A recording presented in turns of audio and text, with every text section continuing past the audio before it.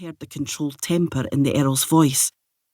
After their misadventure last night, Adam wanted to throttle John Cummin himself. He admired his liege's determination to seek a peaceful resolution, despite the man's treacherous act. Cummin said nothing. Robert pulled a document from inside his tunic. Unfolding it in hurried, jerking motions, he then jabbed it with his finger. "Is this your seal or is it not?" John Cummin glanced at the parchment. "You know it is." Robert's voice rose. "Then why have you betrayed me to Edward of England?" "What proof have you that I've done such a thing?" John protested. But he nodded ever so slightly to the shadowy figure standing opposite Adam. Robert noticed it too. Adam laid his right hand on his sword hilt, ready to act should the need arise. Bruce took a menacing step closer to Cummin and practically shoved the paper in Cummin's face. "Because this is your copy, Lord Badenoch, taken from the men who nearly captured me last night." Sir John's expression hardened. "My cousin, Edward Balliol, is the rightful heir to the throne of Scotland. Not you.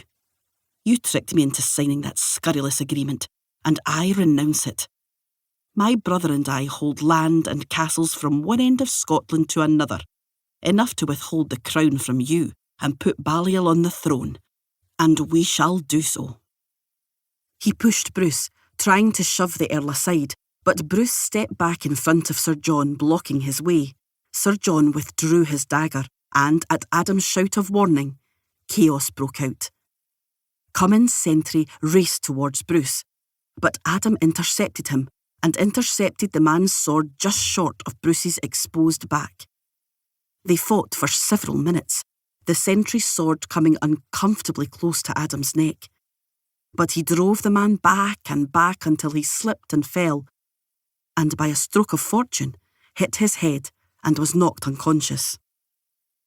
The sounds of fighting had alerted the others waiting outside the church, and they all came running, immediately taking up arms against their foe.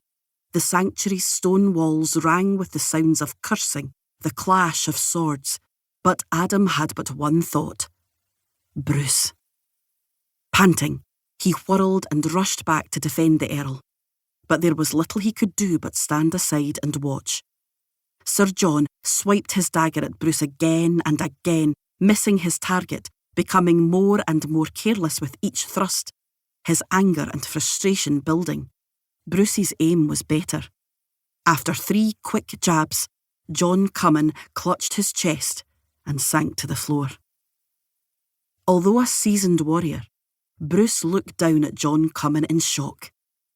Adam grabbed Bruce's arm and nearly dragged him through the doorway towards safety. Adam urged the Earl to mount his horse, which he did slowly, as if his body carried heavy armour. By now, the brief skirmish was nearly over. Roger Kirkpatrick, who had remained outside with the horses, asked, "My laird, what happened in there?" "I think I have killed John the Red Cummin," Bruce said, numbly staring ahead. "Do you doubt it?" Kirkpatrick shouted. "Then I'll make sure the traitor is dead." He dashed back inside, followed closely by Adam. Kirkpatrick reached Sir John first and stabbed him with his sword. Cummin's body jerked, and he breathed his last. Despite the heady rush of battle and John Cummin's part in his own downfall, Adam regretted the man's death. Nothing good would come of this day. Cummin's men had already lowered their weapons, looking at one another in mute disbelief. As Sir John's men gathered around their fallen leader, Adam and his compatriots returned to the Earl.